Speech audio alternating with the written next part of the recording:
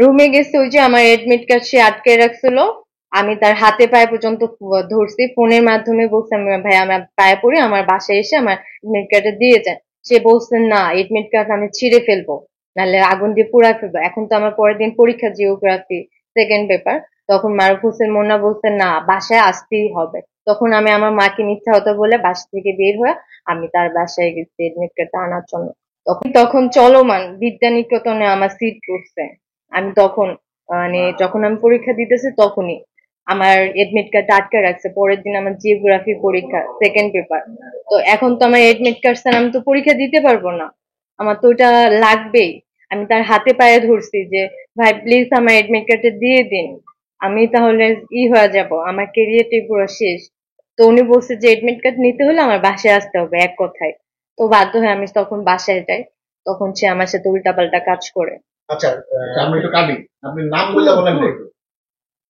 জাহাঙ্গীর ভাই, আপনি আপনি কি কথা বলেছেন আপনার নাম্বারটা সে ফ্লেক্সিলোড দোকান থেকে নিছে, ফ্লেক্সিলোড আলাকে দোকান থেকে টাকা দিয়ে। তার পুকুর বাসাও আমার বাসার কাছে ছিল, তো আমি যখন আসা যাওয়া করতাম তখন সে ফলো করছে। এভাবেই তো সে ফলো করে পরে আমার নাম্বারটা সে নিচ্ছে ওইভাবে। আচ্ছা, আপনাকে সে কি টার্গেট করেছে? হ্যাঁ, কোথা থেকে টার্গেটটা শুরু করেছে, বা আপনার বাসা বা তার বাসা কোথায় ছিল, মানে তার একই পাড়া? বাসা বলতে আমার বাসা খন্দকার বাড়ি ছিল, তার বাসা খিলবাড়ির ছিল, কিন্তু তার পুকুর বাসা ছিল আমার বাসার সামনে। সেখানে সবসময় যাওয়া আসা করতো। দূরত্ব কত দূর ছিল আপনার বাসা থেকে? আর অনেকটা ছিল। তার ফুপুর বাসা অল্প একটু সেকেন্ড, এটা আমার বাসার সামনে তার ফুপুর বাড়ি। তো আপনাকে টার্গেট করে ফ্লাক্সি লোডের দোকান থেকে আপনার নাম্বারটা সংগ্রহ করা। হ্যাঁ। আচ্ছা, সেখান থেকে সংগ্রহ করে আপনাকে প্রথম কলে কি বলেছে একটু জানতে চাই। আমার নাম টাম সবই জানছে। আমাকে বলতেছে আমি কোথায় পড়ি না পড়ি সবই বলছে। তো আমি হতবাক হয়ে গেছি যে সে এটা কি করে জানলো। আমি তাকে জিজ্ঞেস করছি আপনি কে, আপনি কোথা থেকে বলতেছেন, আমাকে একটু পরিচয়টা দিন। কিন্তু সে পরিচয়টা লুকাইছিল আমার সাথে। আমাকে বলছে, আমি বলছি যে ভাই আপনি কোথা থেকে নাম্বারটা পাইছেন, সেটাও সে বলে নাই। এভাবে এক পর্যায়ে আমি কলেজে যাই, তখনও সে আমার পিছু ছাড়ে না, সেখানে ডিস্টার্ব করা শুরু করছে। সেখান থেকে মূলত আমি বাধ্য হয়েছি আসলে। আমি কলেজে যাওয়া আসা করতে পারতাম না, আমি ভয়ে কতদিন কলেজেও যাইনি। ঠিক আছে, আমি কলেজেও যাওয়া কতদিন অফ করছিলাম তার জন্য। দেওয়ার পরে রিসিভ করছি, অনেকবার দিছে তখন। তারপরে আমি আবার লোকে ফালাইছি, আবার অন্য নাম্বার থেকে কল দিচ্ছি, বিভিন্ন নাম্বার, তার কাছে অনেকগুলা সিম আছে বর্তমানে। আপনি যখন প্রথম কল দিয়েছে, আপনি কি কলটাকে পিক করেছিলেন? না, আমি পিক করি নাই, বললাম না 10-12 বার এরকম কল দিছে, লাস্ট এবার আমি রিসিভ করছি দেওয়াতে। আমি তার সালাম দিয়ে তাকে আমি বলছি আপনি কি হন আসে বিষয়। সে তার পরিচয় না দিয়ে উল্টা আমার সম্বন্ধে সে সব কিছু ডিটেলস, আমি তো ভয় পেয়ে গেছি আলাই কে। তো তখন মনে করেন যে আমি ফোনটা কেটে দিয়ে ব্লকে ফেলাইছে, আবার সে পুনরায় অন্য নাম্বার থেকে কল দিচ্ছে। এইভাবে আর কি জিনিসটা সেই করছে। যখন কল দিয়েছে আপনি পিক করেছেন, অনেকবার ট্রাই করার পরে, তো পিক করার পরে তার সঙ্গে আপনার কি কথা হয়েছিল? আমি বলছি আমি অপরিচিত লোকের সাথে কথা বলি না, আমি একজন স্টুডেন্ট, আমাকে ডিস্টার্ব করেন না ভাইয়া, আমি কারোর সাথে প্রেম করি না, আমার ফ্যামিলি আছে, আমি জানতে পারলে আমাকে লেখাপড়া বাদ দিয়ে দিবে, প্লিজ আমাকে ডিস্টার্ব করবে না।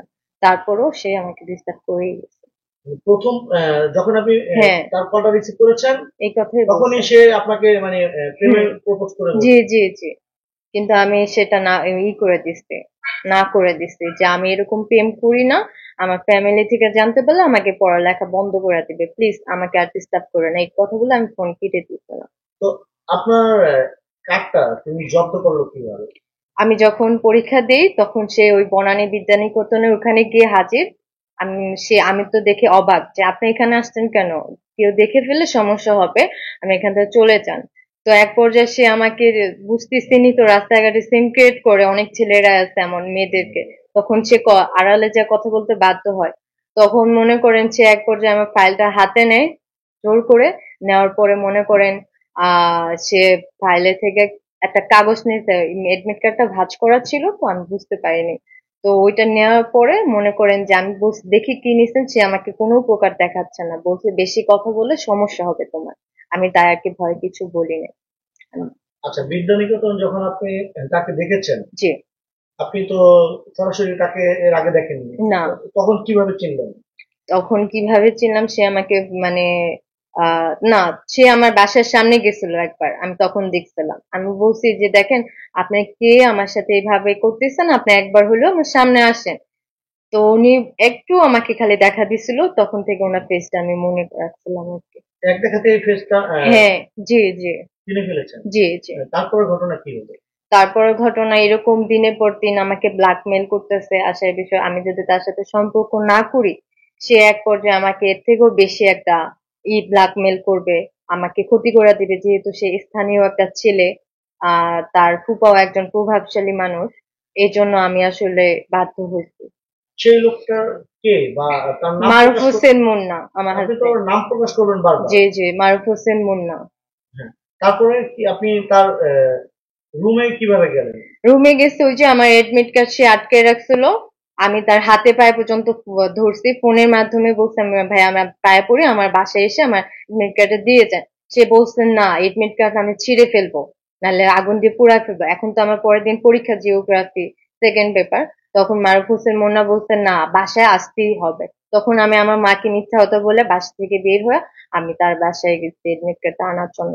তখন সে আমার সাথে উল্টাপাল্টা কাজ করছে, বলতে সে আমার সাথে শারীরিক সম্পর্ক করছে, আমি সেটা ভিডিও ধারণও করছিল, এবং কি সে আমার আরো অনেক কিছু ছবিও নিচ্ছে, ওইটার দ্বারা পরবর্তীতে সে আমাকে আরো বেশি করে ব্ল্যাকমেল করা শুরু করছে।